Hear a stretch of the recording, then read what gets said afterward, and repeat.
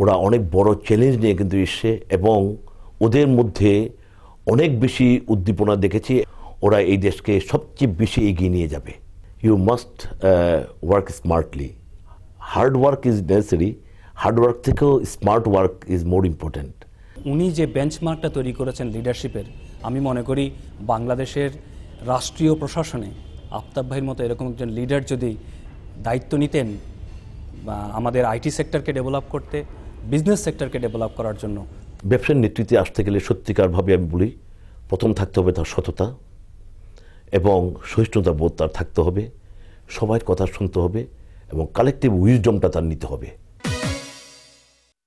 প্রিয় দর্শক, আমরা জনাব আফতাব ভাইয়ের নিজের কথা এবং তার ঘনিষ্ঠজনের কাছ থেকে শুনলাম।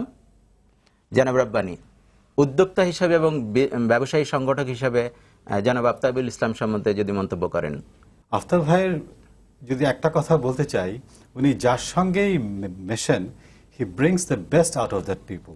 ওনার আন্তরিকতা, ওনার ওয়ার্মথ মানে এত বেশি সংক্রামক যে সেজন্য ওনার সঙ্গে যারা সম্পৃক্ত হয় মানে তারা কিন্তু ওটাতে সংক্রামিত না হয়ে পারে না, এবং এটাই আমি মনে করি ওনার সবচেয়ে বড় গুণ। জনাব স্বপন, আপনার মন্তব্য। আমি মনে করি এ যাবৎকালে যতটি কম্পিউটার সমিতি যতগুলো ইসি হয়েছে তার মধ্যে সবচেয়ে ভালো এবং সবচেয়ে বেশি অবদান রেখেছে 98-99 সালের ইসি। সেটার নেতৃত্ব উনি দিয়েছেন, আমি তার সাথে ছিলাম, আমি গর্ববোধ করি।